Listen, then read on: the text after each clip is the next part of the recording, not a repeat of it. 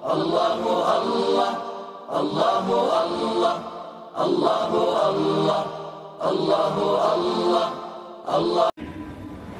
Балагатка жеткенде келименин маанисин тереңдигин үйрөтөсүң. Балагатка жеткенде бул 12 жаштан башталат. Кыздарыкы 9. 9дан баштап 12 жаш деп айтайын, түшүнүктүүбү? Келименин ла илаха иллаллах Мухаммаду Расул келимесин тереңдеп маанисин үйрөтөсүң. Ага чейин жалпысынан үйрөтөсүң. Себеби үйрөткөн сайын суроо пайда болот балада. Кыйын суроого өтө оор жооп берсең түшүнбөйт. Ошон үчүн бала суроо берген учурда жеңил жооп берүүгө аракет кыласың. Бирок жоопсуз бир да суроосун таштабайсың дин боюнча.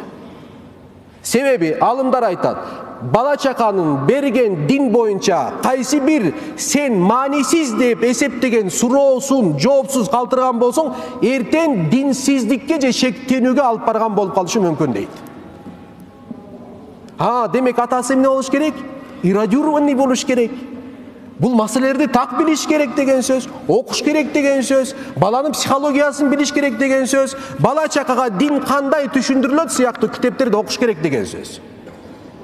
Биз чоң кишилерге дин түшүргөндө кыйналып атабыз, бала чакага түшүндүрүп кайда болуп калат деген сөз да. Жок, башка жолу жок мунун. Үйрөнөсүң. Аракет кыласың. Бала чака болгуң келет атабы, болгуң келет атат, анда нормальный ата бол. Ооба. Аталык акысын бересиң деген сөз. Туугандар, демек таухид келимесин, ла илаха иллаллах Мухаммаду Расулуллах келимесин маанисин терең үйрөтөсүң, жана кайталатасың дайыма. Балам, кана айтып койчу келимени. Балам, бир кайталап койчу келимени.